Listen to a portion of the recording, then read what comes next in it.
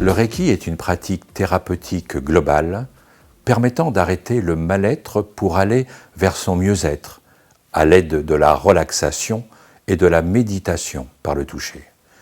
Le parcours holistique que j'ai suivi m'a beaucoup aidé à cerner, comme nous le verrons, le vrai du faux dans le Reiki.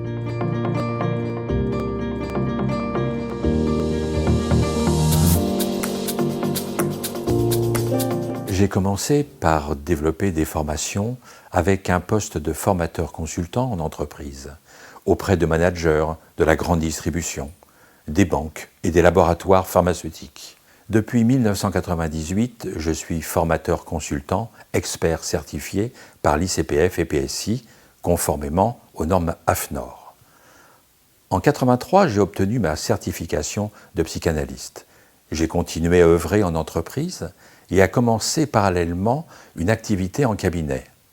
J'ai continué avec la méditation Chan en 1984, ancêtre du Zen, puis avec la méditation tibétaine dès 1986. Pendant des années, j'ai fréquenté le temple de Kagyu-Ling à côté de chez moi et j'ai suivi des enseignements de Bokar Rinpoche, de Kalu Rinpoche, du Dalai Lama et je suis parti plusieurs fois en retraite en Inde avec Bokar Rinpoche.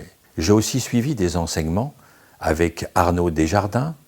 Tarab Tulku m'a dispensé un enseignement bouddhiste en psychothérapie. Concernant la phénoménologie de l'Abhidharma, j'ai suivi un cursus à l'université Rimé Nalanda. Parallèlement, j'ai suivi des cursus thérapeutiques pour parfaire mes connaissances sur la souffrance. La sophrologie avec Jean-Pierre Hubert, cofondateur à l'époque avec Caicedo de la sophrologie médicale, mais aussi des cursus avec des médecins sur les mécanismes de dépendance, la psychopathologie, la psychosomatisation et enfin le MDR avec David Servan-Schreiber.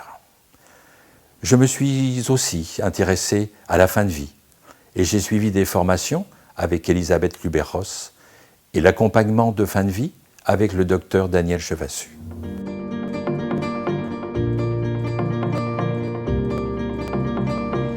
Un jour, en 1991, j'étais dans mon temple bouddhiste de prédilection, à l'époque, Kagyu-Ling, et j'ai croisé un groupe de personnes en formation autour d'une Américaine.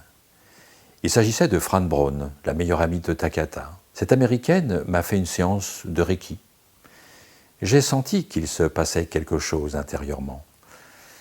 Mais quand je lui ai demandé de m'expliquer, j'ai eu droit à des explications fantasmagoriques sur l'énergie universelle de vie, qui guérit miraculeusement l'être humain en la canalisant. Autant vous dire qu'avec mon parcours, on ne me la faisait pas.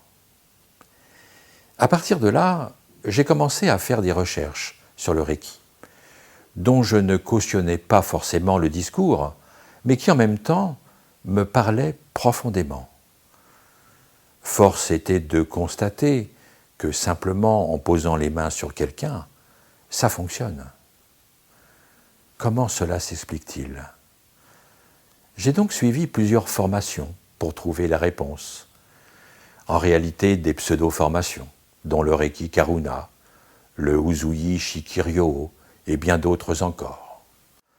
On m'a décerné en quelques jours, au bout de discours tenus par des personnes sur leurs exploits de guérison, dans toutes ces pratiques, le tristement célèbre diplôme de maître Reiki. Tout cela pour vous expliquer qu'aucun d'eux n'a su me donner des explications viables et structurées sur le fait que ça fonctionne quand on pose les mains sur quelqu'un. Tout le monde prétend qu'il faut avoir suivi un rituel d'initiation, mais là est le leur. Ça fonctionne même sans initiation.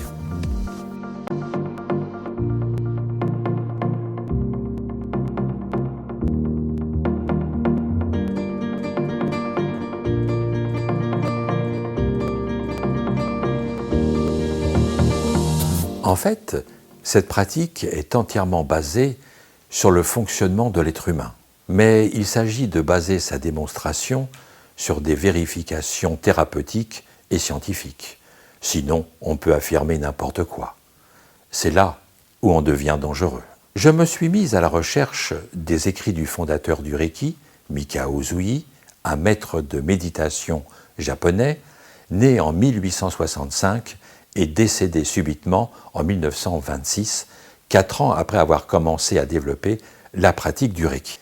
Mikao Usui n'a laissé quasiment aucun écrit et n'a pas eu le temps de nomenclaturer sa pratique. Les personnes, comme Hayashi, se sont emparées de sa pratique et ont profité de l'absence d'écrit pour la remodeler entièrement selon leurs propres fantasmes.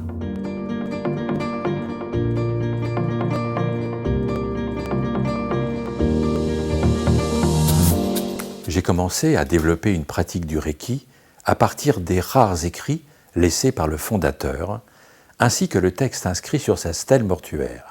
Le tout évidemment basé sous contrôle des connaissances thérapeutiques et méditatives vérifiées sur le fonctionnement de l'être humain.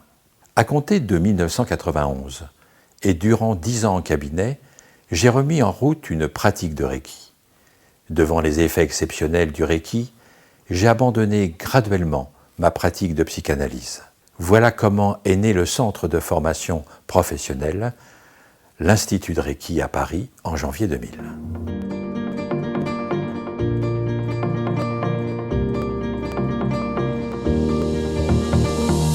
Mes consultants en cabinet me faisaient des retours similaires, chacun avec sa personnalité et sa vie. Il y avait donc un fonctionnement commun et une évolution commune des personnes au fil des séances qu'il a fallu expliquer. Pour cela, j'ai relié ces résultats et ces expériences vécues aux connaissances disponibles sur l'être humain en me fondant sur 4 piliers. Mon parcours de méditation avec des grands maîtres orientaux qui m'ont expliqué le fonctionnement de l'être humain au niveau énergétique. Cela m'a permis de faire le lien entre ce qui se passe intérieurement chez la personne, le fait de poser les mains sur certaines positions du corps et le circuit énergétique de l'être humain. Mon parcours avec ces grands maîtres qui m'ont expliqué comment fonctionne l'esprit, ce qui l'aide à développer des potentiels exceptionnels, ce qui crée sa souffrance, l'empêchant de laisser s'exprimer les potentiels qu'il contient. Mon parcours de thérapeute occidental et des connaissances thérapeutiques que nous avons pour savoir accompagner correctement quelqu'un vers son mieux vivre. Surtout, j'ai fini par découvrir les travaux de Francisco Varela qui m'ont permis d'expliquer les émergences observées en lien avec les séances de Reiki et les évolutions naturelles des personnes vers leur bien-être. Francisco Varela appelait cela l'énaction, l'autopoïèse. En fait, il faut comprendre que dans le Reiki, les personnes ne peuvent pas se comporter autrement que la façon dont leur esprit fonctionne.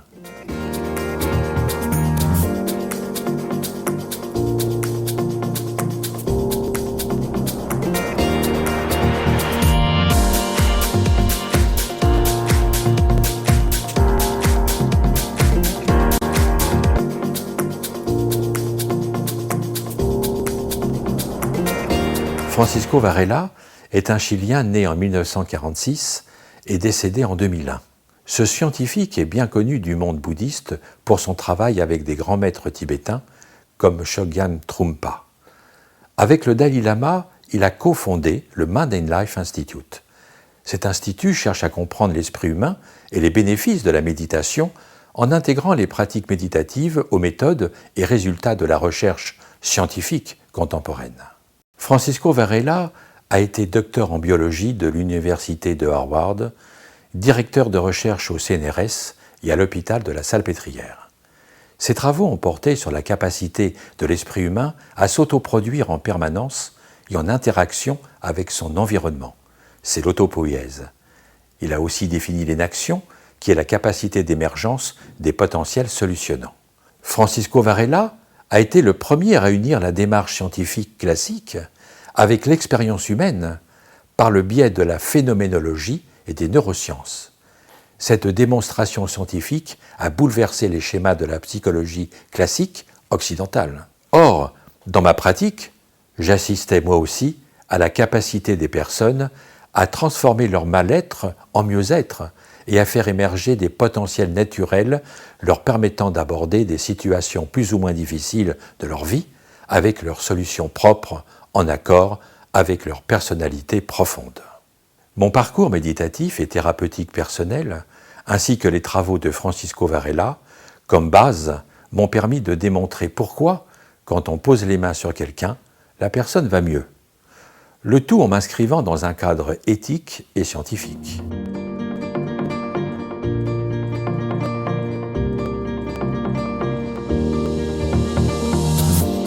L'Institut de Reiki ne forme qu'à Paris. La formation repose sur la transparence et la vérification de ce qui est enseigné. Ainsi, en 2001, nous avons créé un référentiel de compétences métiers appelé Reiki Bunzeki. Ce référentiel a conduit à la qualification de notre formation professionnelle délivrée par un organisme indépendant reconnu par l'État. Pour protéger nos enseignements des personnes qui tentent de crédibiliser leurs fausses pratiques de Reiki à travers les résultats que nous obtenons, nous avons créé des marques commerciales. Seules les personnes issues de notre formation et répondant au cahier des charges fixé par ces marques ont le droit de les utiliser. Une de nos marques est la Reikiologie. Elle est basée sur la méditation laïque, comme la méditation de pleine conscience, sur un toucher spécifique sur l'ontologie, sur la psychologie et ses outils verbaux et non verbaux de l'accompagnement. Tout cet enseignement s'appuie sur l'expertise des disciplines occidentales et orientales, telles que la phénoménologie, les neurosciences et sciences cognitives et la psychologie transpersonnelle. Nous utilisons une pédagogie occidentale laïque et contemporaine pour transmettre notre savoir-faire.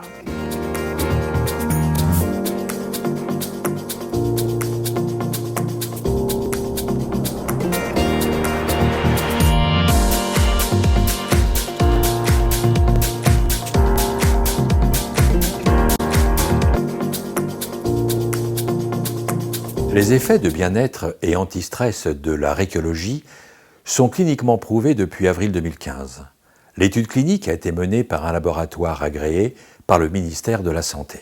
Depuis mars 2016, l'Institut de Reiki est accrédité par la Fédération européenne des écoles, la FEDE, pour délivrer un bachelor européen en Reikiologie, Bac+3. La FEDE est membre du Conseil de l'Europe et soutenue dans son œuvre éducative par l'ancien ministre de la Culture, Luc Ferry. Notre fédération, la Fédération française de Reiki traditionnel, la FFRT, est certifiée ISO 9001 depuis 2013, une norme internationale de qualité et de savoir-faire.